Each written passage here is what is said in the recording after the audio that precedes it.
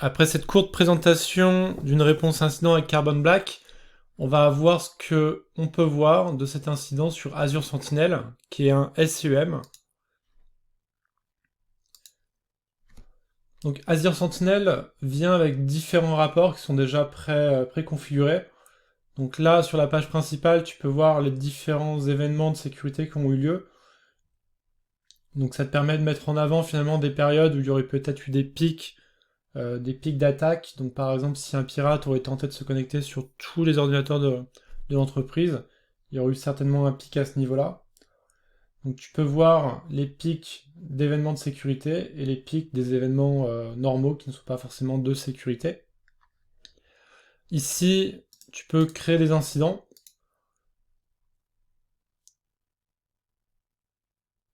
Donc tu peux gérer des incidents, il n'y en a pas ici. Ensuite, dans Workbook, tu as des rapports qui sont déjà préconfigurés, mais ils sont pas forcément très bons, on va dire. Donc par exemple, pour analyser les événements de sécurité Windows, tu vas dans Identity and Access, tu fais View Template, on va le mettre sur la dernière heure, et en fait on voit, ok, ça met en avant les différentes logs qui sont les plus utilisés. Donc on voit qu'il y a beaucoup d'activités qui sont faites par Fabien Pirate. On n'a pas forcément un très bon détail de qu'est-ce qui est fait, donc c'est vraiment à haut niveau, ça te permet de voir, de mettre en avant des comptes qui seraient plus actifs que d'autres.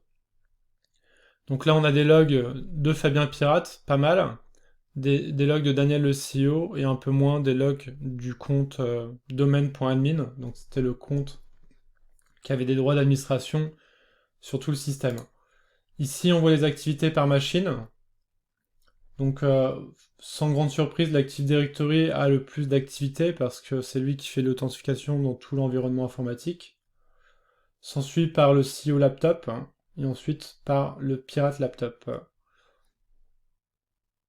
Ici, tu as une petite mise en avant des différents logs, mais bon, je te dis, c'est des rapports qui sont préconfigurés, ils sont pas forcément terribles, c'est plus pour mettre en avant des tendances, mais tu peux pas forcément bien travailler avec.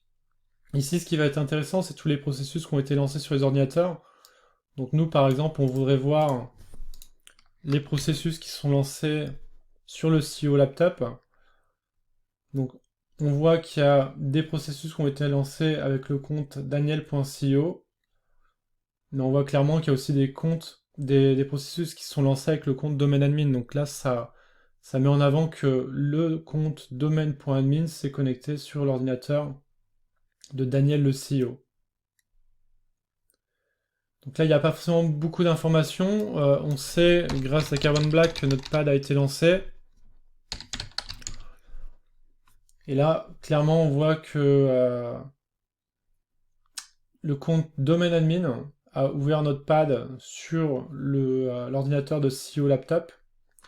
Et là, ça doit être certainement lorsque Fabien Pirate a récupéré le fichier, il a voulu l'ouvrir sur son ordinateur. Donc ça t'a fait un log.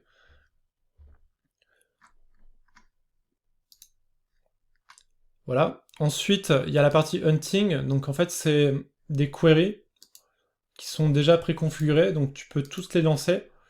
Et en fait, ça va rechercher dans les logs des indicators of compromise, un peu comme Carbon Black, mais beaucoup moins efficace. Donc il y a différents types ça se base toujours sur le Mitre Attack, hein, qui est vraiment la référence. Donc tu as différentes alertes. Tu as des alertes liées à la persistance, liées à la phase de discovery, tout ça. Donc on va regarder un peu ce qu'il nous a trouvé.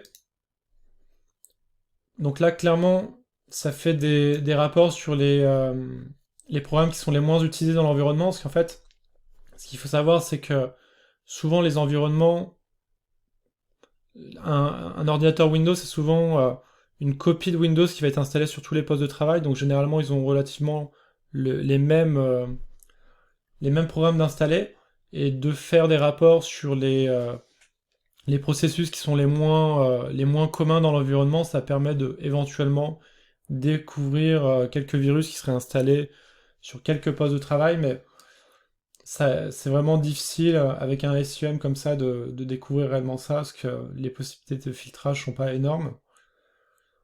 Là, on voit qu'il y a eu des tentatives de connexion qui n'ont pas été réussies, donc ça devait être lorsque Fabien le pirate avait tenté de brute forcer le mot de passe du domaine admin. Donc là, on n'a pas forcément de détails, mais en fait, si tu édites cette ligne de commande, cette requête SQL, entre guillemets, tu vas pouvoir voir le détail. Et là, tu vois clairement que quelqu'un essaie de se connecter sur le compte domaine admin. Donc forcément, il essayait de se connecter sur l'Active Directory. Et si tu regardes un peu en détail, tu vois qu'il y a l'IP de la personne qui a brute forcé ce compte. Et donc, cette IP-là, c'est le PC de Fabien le Pirate. Donc ça a permis de mettre en avant quelques petites choses, notamment des tentatives de brute forcing de mot de passe. Et ici, on a une technique de discovery qui a été adoptée, qui a été réalisée. Donc on va essayer de voir qu'est-ce qu'il en est. Donc là, on voit que Fabien le Pirate a lancé sur son ordinateur la commande netgroup domain admin domaine. Donc ça a été qualifié de technique de discovery par le SUM de Sentinel. Donc là, il y a plusieurs rapports. Donc pour essayer de trouver des tentatives d'attaque, chaque rapport a ses requêtes. Et tu l'auras remarqué, que ce soit les rapports qu'il y a dans les workbooks ou dans les hunting, c'est assez difficile de s'y retrouver. Souvent, ça nous présente des résultats qui sont assez généralistes, assez difficiles à filtrer. Et en réalité, lors d'un réponse incident, le plus simple, il faut connaître les requêtes, c'est d'aller dans les logs directement et de taper les requêtes qui t'intéressent.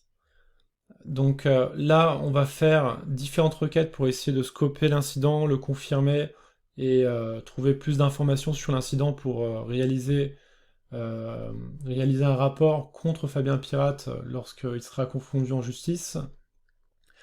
Donc là, c'est avec Azure Sentinel, mais ce qu'il faut savoir, c'est que les syntaxes sont à peu près les mêmes sur tous les SUM. Donc avec quelques recherches Google, l'important c'est réellement de savoir qu'est-ce que tu veux rechercher. Et après, grâce au manuel d'utilisation du SUM, tu vas être capable de t'y retrouver. La réelle importance du SUM, c'est de stocker tous ces logs. Et en cas d'incident, une personne spécialisée en réponse incident aura beaucoup plus d'informations pour comprendre l'attaque et la documenter. Donc on se voit dans la vidéo d'après pour regarder comment on peut requêter Azure Sentinel pour avoir le maximum d'informations.